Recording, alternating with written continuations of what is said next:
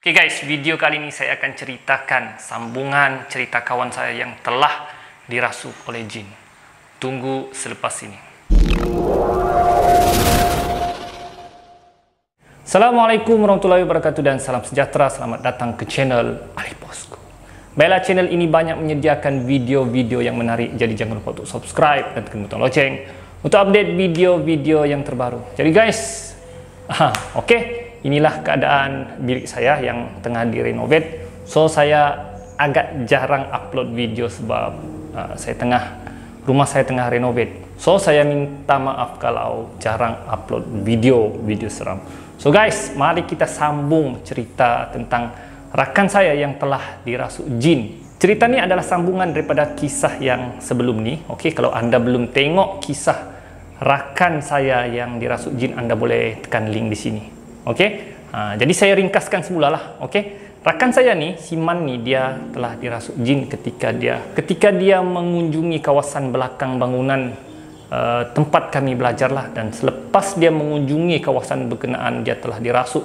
Dia dirasuk daripada sebelum Isyak sampai subuh, ya, dan itu pun telah diubat ataupun diruqyah oleh pensyarah kami. Jadi ini sambungannya. Okey. Jadi setelah seharian dia dirasuk, okey, kami ke kuliah memang mengantuk lah, ya, mengantuk yang amat sangat mengantuk. Tapi apa boleh buatlah, dan rakan saya tu Siman tu dia terpaksa rehat di bilik lah, dia ambil medical check up, MC. Okey. Jadi kami fikir benda ni sudah berakhir. Okey, saya fikir benda ni berakhir sudah, dan kami fikir dia akan sembuh lah. Okey. Namun lain pula ceritanya. Rupa-rupanya jin tersebut masih lagi memasuki atau merasuki badan rakan kami ini. Okey, jadi ceritanya begini. Pada malamnya saya berlainan bilik lah, saya bersebelahan bilik saja dengan rakan saya tu. Dan ketika tu tengah malam, okey, masa tu saya sudah tidur. Okey, tiba-tiba saya dikejutkan oleh rakan saya si Maruf tu lah. Dia cakap, dia ketuk bilik, tok tok tok tok, tengah malam ni, jam 12. Tok tok tok tok, dia ketuk. Saya pun keluarlah. Saya kata, kenapa Maruf? Dia cakap, Siman dirasuk lagi. Saya cakap, datang lagi dia punya penyakitnya ni, penyakit kena rasuknya ni. Tapi kali ni lebih teruk berbanding yang pertama yang berlaku di surau. Sebab kenapa saya kata teruk? Sebab kali ni dia bersilat guys. Dia dirasuk sambil dia bersilat. Jadi tiada siapa yang berani maju untuk tahan atau tangkap dia. Sebab silap langkah kau akan ditumbuk, dipukul. Jadi macam mana kau mau tahan kan? Kau maju siap dia, bersilat di bilik tengah malam. Kau maju je, pom, dia pukul kau. Kau maju je, dia tumbuk kau. Siapalah mau cedera kan? Jadi kami, saya dan beberapa orang rakan saya lah, tidak tahu mau buat apa. Kami hanya perhatikan sajalah dia bersilat sana sini, kuntau sana sini. Tidak boleh buat apa-apa. Jadi kami terpaksa menelepon pensyarah kami sekali lagi lah, dan kami bagi tahu pensyarah kami, Ustaz, rakan Siman ni sekali lagi kena rasuk Ustaz. Astaghfirullahalazim, Ustaz kami. Jadi terpaksa lah Ustaz kami itu datang lagi, ya. Dan begitulah, kami tidak dapat kawal, ya. Kami dekat siap, dia tendang. Kami pegang siap, dia pukul, dia tumbuk. Sampai ada seorang rakan saya, dia cuba curi-curi. Dia curi-curi dari belakang. Okey, dia mau genggam. Dan rakan saya ini dia jadi sebadan yang gempal, ya, berisi. Kata orang, confirm memang kau boleh genggam kuat lah. Dan apabila dia dari belakang, kami cuba macam umpan lah rakan saya ni, Siman ni dari depan, macam pura-pura tangkap. Sebenarnya ada rakan seorang lagi cuba untuk genggam dia dari belakang, dan rakan saya itu berjaya untuk genggam. Okey, genggam erat dari belakang. Guys, seperti yang saya cakap sebelum ni, orang yang kena rasuk ni guys, dia punya power guys, kuat guys. Terus dia buka begini, boom, dia tumbuk rakan kami yang genggam tu, biru guys matanya.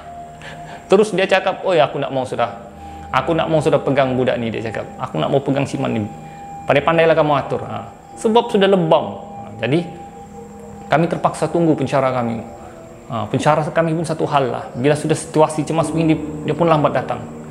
Jadi sampai lebih kurang pukul 2 pagi, okey, barulah pensyarah kami itu datang ke asrama kami. Kami situ kepenatan lah untuk mengawal, takut dia lari dan terjun bangunan saja lah. Sebab waktu itu kami berada di tingkat 1. Kalau dia terjun bangunan, lagi teruk guys. Jadi pensyarah kami datang dan beritahulah apa yang berlaku. Dia masih dirasuk jin dan bersilat. Ya, sukar untuk mengawal, dan pensyarah pun dia cakap, saya cubalah. Jadi pensyarah kami pun mulalah baca ruqyah. Dia hanya baca saja. Bismillahirrahmanirrahim dia baca. Dan bila saja pensyarah kami ni mulakan bacaan ruqyah, di situ dia macam yang terus macam orang yang kepanasan lah, kebakar, yang terbakar, yang aduh, dia begitulah, dia begitu. Kemudian dia macam melentik di katil seperti cacing kepanasan. Dan bila saja dia reba, guys, apalagi kami semua terus, bukan 1 orang 2 orang, 5 orang terus kerumun, rakan kami tangkap supaya dia tidak dapat keluarkan silat dia. Sebelum kami kena tumbuk macam seorang rakan kami itu, terus tangkap kanan, kiri, kaki, macam tangkap kerbau guys, mau kena sembelih, begitulah. Dan power orang kena rasuk nih guys. Guys, ya, mungkin orang yang pernah hadapi orang yang kena rasuk nih tahulah macam mana kekuatannya guys. Luar biasa guys. Kita pun heran dari mana kekuatan luar biasa orang tuh sampai guys. Jadi kami terpaksa tahan dan pensyarah kami teruskan ruqyah. Dia baca surah ni, baca 3 kul, baca ayat kursi, baca surah Al-Baqarah, sampai dia kepenatan dan akhirnya dia tertidur. Pensyarah kami peliklah kenapa perkara ni boleh berlaku kepada rakan kami Siman ni. Jadi pensyarah kami cuba siasat sekali lagi lah, apa punca dia jadi sedemikian. Sebab pensyarah kami takut yang dia ni bukan saja dikacau oleh jin, tapi mungkin dia disihir. Wallahu alam lah, ya.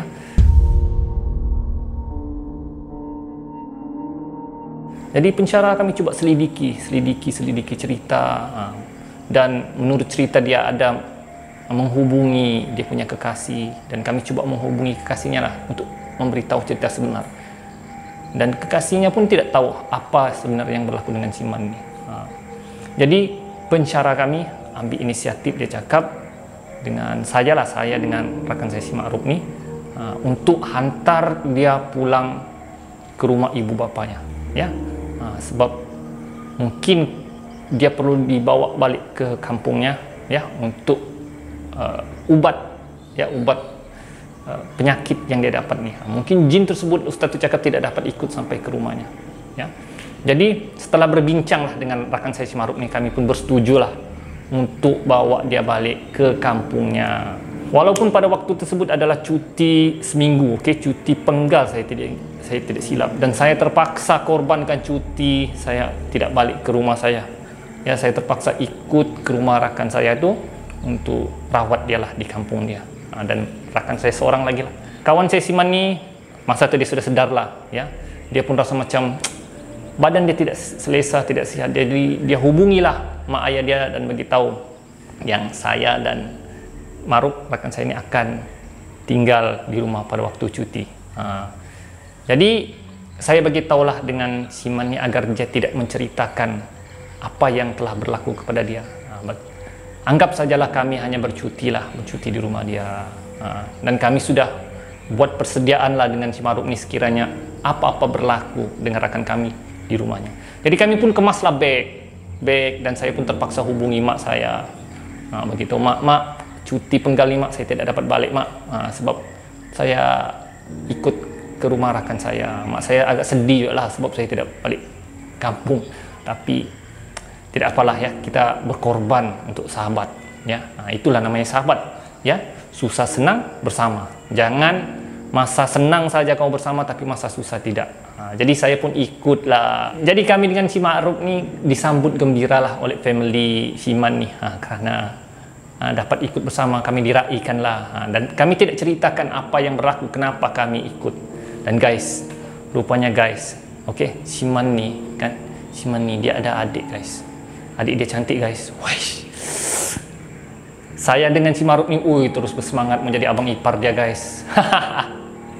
Terus semangat. Oh, kami cakap tidak menyesal bercuti di sini. Oke guys, itu gurauan ya, itu sampingan saja guys. Jadi kami pun bersemangat lah cuti untuk bercuti di rumah Siman ini. Oke, jadi keluarga rakan saya ni, Siman ni, ayah dan mak dia ni adalah peniaga kuih, gerai di tepi jalan.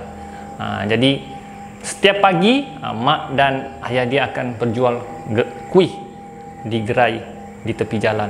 Jadi oleh kerana dia ada adik yang cantik guys, jadi kami pun tolonglah, kami pun rajin menolong untuk dia menjual kuih, bantu ayah dan mak dia tanpa disuruh guys, tanpa disuruh. Kami secara otomatik jadi rajin sebab adik dia cantik guys. Tapi kami risau perkara yang tidak diingini berlaku, yaitu dia dirasuk jin. Dan seperti biasa, dia akan dirasuk jin pada waktu tengah malam. Jadi kami sudah sedia pada waktu tengah malam, jam 12 kami sudah bersedia. In case kalau ada apa-apa berlaku, kami terus tangkap dia macam kerbau nak kena sembelih. Jadi kami punya tunggu jam 12 malam. Dia tidur dengan nyenyak guys. Dia tidak diganggu apa-apa. Alhamdulillah, kami bersyukur kerana dia sudah tidak diganggu lagi guys. Dan begitu juga hari-hari yang seterusnya, rakan saya ini sudah tidak diganggu lagi dan dia rasa tenang dan dia rasa gembira. Kemungkinan juga saya rasa rakan saya ini dia stres lah berada di tempat kami belajar ya. Dia rasa stres, jadi sebab itulah dia tidak dapat kawal emosinya. Bila tidak dapat kawal emosi, senanglah jin masuk dalam badan. Jadi sepanjang cuti seminggu tu, alhamdulillah rakan saya ni, Siman ni, sihat walafiat. Jadi guys, pengajarannya di sini, kalau boleh janganlah pergi ke kawasan yang lama orang tidak kunjungi. Dan lagi-lagi kawasan tu memang jaranglah orang pergi. Kemungkinan di situ bukan tempat tinggal manusia, mungkin jin yang tinggal. Dan apalagi kalau kau tendang, kau kacau kawasan gitu. Jadi guys, setakat itu saja kisah seram saya kali ini. InsyaAllah kita akan jumpa lagi di video akan datang. Jadi jangan lupa untuk subscribe dan tekan butang lonceng untuk update video-video yang terbaru. Jadi guys, minta maaf kerana saya jarang sudah upload video disebabkan rumah saya tengah renovate. InsyaAllah kalau ada masa saya akan cuba rakam video seram sebanyak yang mungkin. Jadi kita akan jumpa lagi di video akan datang. Ali bosku, Assalamualaikum.